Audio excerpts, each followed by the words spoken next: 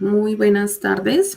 Iniciamos la grabación del día de hoy, la tercera actividad de la asignatura eh, Gerencia Financiera, Administración del Capital de Trabajo. Entonces, como siempre, hemos estado trabajando Jenny Milena Montañez Camacho, Víctor Hugo Arias. Vamos a empezar a hablar de cómo fuimos desarrollando el ejercicio, teniendo en cuenta que nos presentan el caso propuesto. La empresa comercializadora internacional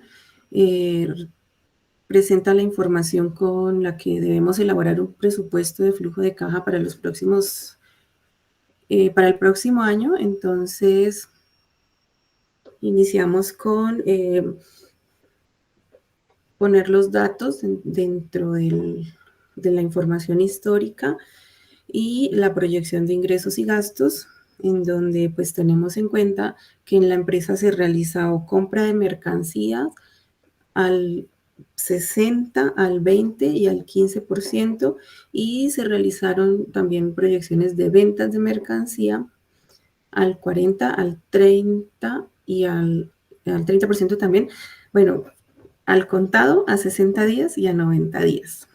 Y en compras proyectadas a contado a 30 días el 25% y a 60 días el 15%.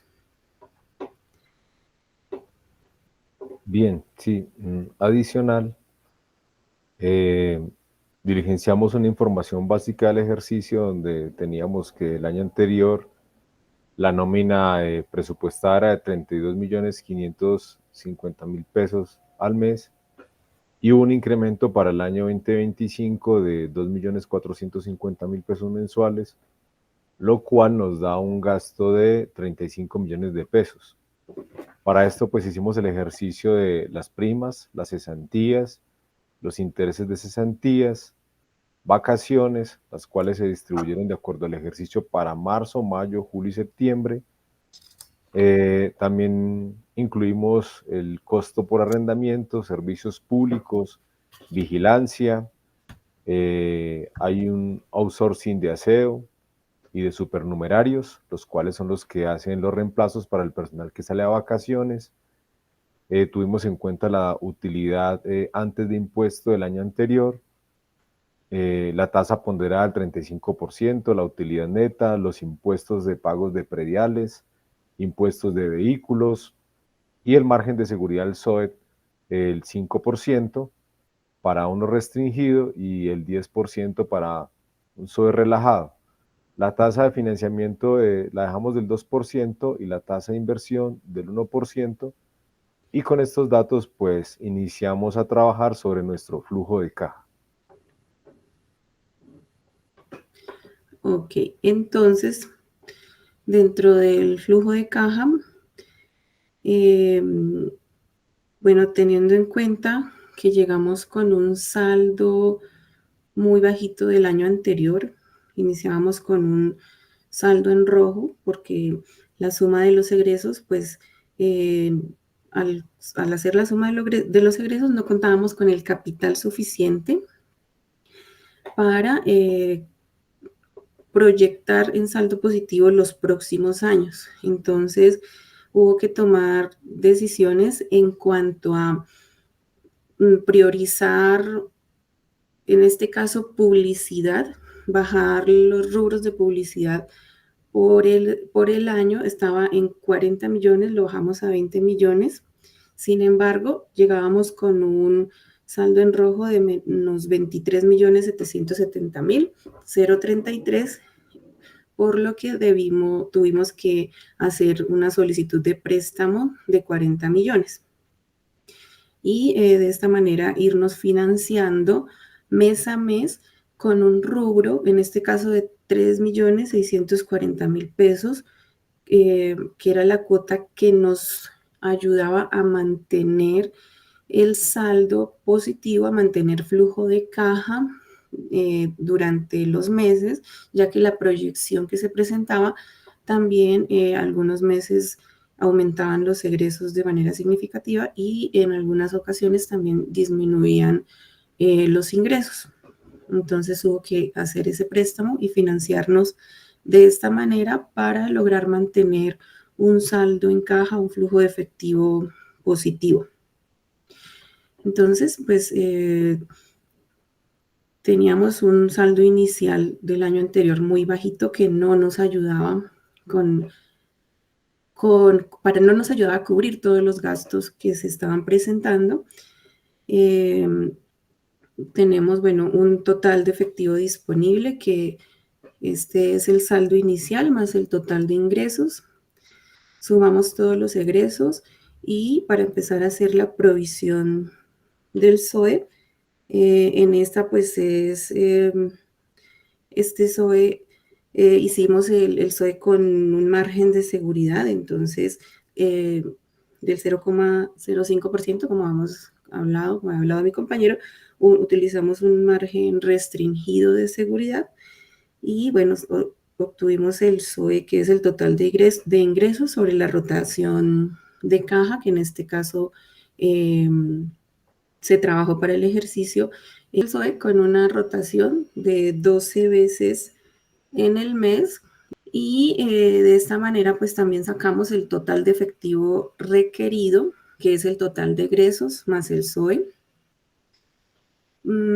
Y teniendo pues estos datos, también vamos a conocer cuál es el saldo en caja antes de financiamiento y nos damos cuenta que el saldo en caja antes de financiamiento para el primer mes nos da negativo, menos 23.770.033, por lo que, como les decía, hicimos el préstamo por 40 millones y cubrimos todo el cupo de crédito que tenía la empresa en el ejercicio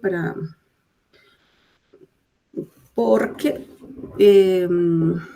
teníamos que solicitar todo el préstamo para lograr cubrir los gastos mes a mes y mantenernos en una liquidez positiva durante todos los meses y poder cubrir los gastos.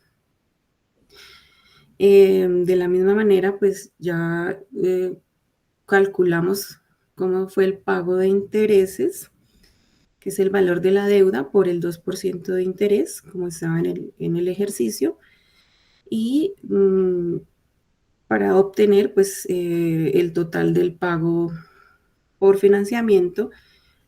Entonces el pago del préstamo más los intereses que ya nos darían en estos casos, pues bueno, nos podíamos cubrir esos pagos teniendo en cuenta el financiamiento de pagar 3.640.000 los primeros meses, sin embargo, ya para los últimos meses y para avanzar más rápido en el pago de la deuda, se pudo, calculando, se pudo hacer un pago un poco más alto de 3.700.000 pesos. Bien, adicional entonces el ejercicio nos planteaba también unas preguntas. Dentro de ellas pues estaba también que con el SOE calculado más el margen de seguridad establecido de 5 o de 10% adicional, teníamos la pregunta de si se requiere financiamiento, cuándo se requiere ese financiamiento y por cuánto valor. Al desarrollar nosotros el ejercicio, encontramos que con el 5% sí se requiere un financiamiento en enero por 40 millones de pesos. Y desde febrero en adelante no se requieren nuevas solicitudes de crédito, sino que con ese podríamos trabajar y se mantendrían las amortizaciones mensuales al capital e intereses decrecientes, lo cual nos permitirá a nosotros llegar para el mes de diciembre con el cubrimiento total de la deuda. Para el 10% que tenemos, pues tenemos que se aumentaría, digamos, un 5% respecto al indicador anterior, y dado que el SOE promedio ronda entre los 25 y los 27 millones de pesos al mes, el incremento requerido sería de 1.3 millones en promedio por mes. Aún así, se continúa necesitando el financiamiento en enero por el monto de los 40 millones de pesos y pues esto no cambiaría. Continuaríamos con ese cupo y al final pues tendríamos que estar pagando también el crédito.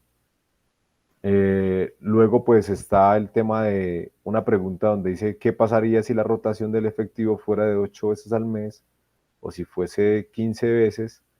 Encontramos que con una rotación de 8 veces, pues al haber menos rotaciones, se eleva el SOE, lo cual pues nos indica más días de efectivo inmovilizado, y para 15 veces pues hay más rotaciones, pero esto hace que disminuya el SOE. Del ejercicio que hicimos nosotros, pues damos respuesta a una quinta pregunta, que es ¿qué acciones concretas pueden sugerir para mejorar el flujo de efectivo de esta empresa? Encontramos que para los proveedores podemos nosotros mover de 15 días a 30 días adicionales en parte de las compras críticas, lo cual nos ayudaría a reducir el uso del cupo, y los intereses permitiría tener cada 15 días una ganancia de ese IVA. Lo otro es con respecto a los clientes, incentivar a los clientes para que nos hagan los pagos pronto, y si logramos que entre el 40 y el 45% de nuestros clientes nos puedan pagar antes de, también ayudaría para que la empresa pues pueda tener liquidez. Respecto al IVA, hemos planteado que el IVA, como se paga bimensual, sin embargo se cruzan algunos meses con compras críticas, ir haciendo abonos semanales, crear como un fondo para ir guardando ahí el dinero para el momento en que toque pagar ese IVA, tengamos una holgura y no se nos cruce con las inversiones de los meses pares. La publicidad, pues ya lo explicó mi compañera, hemos propuesto no irnos de una vez con una inversión de 40 millones, sino que nuestra propuesta es que sea inicialmente de 20 millones, y si vemos que efectivamente sí nos está dando resultado, podríamos irnos a la inversión de 40 millones con el fin de aumentar nuestros ingresos.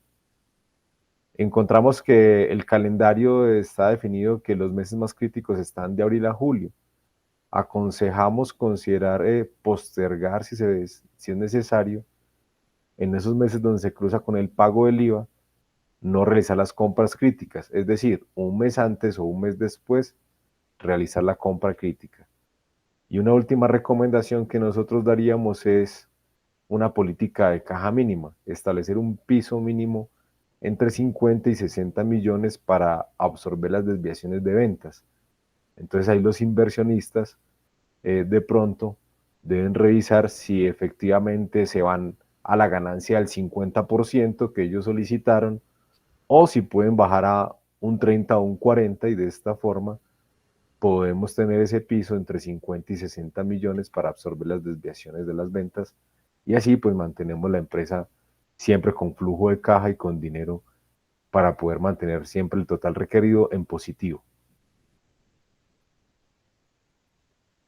Entonces, este fue el análisis financiero que hemos desarrollado, que digamos tomando decisiones para mantener siempre el flujo de efectivo en caja, teniendo efectivo en caja, y dándonos cuenta que pues llegamos con un saldo muy bajito, un saldo histórico muy bajito de 35 millones, que sin embargo pues con el préstamo logramos amortiguar para iniciar en febrero con 45 millones y lograr cubrir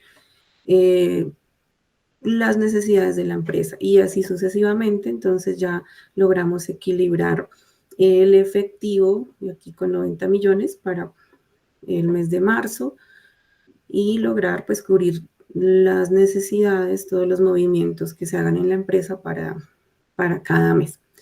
Ese sería pues el resultado de nuestro ejercicio. Muchísimas gracias por la audiencia. Vale, muchas gracias. Hasta luego.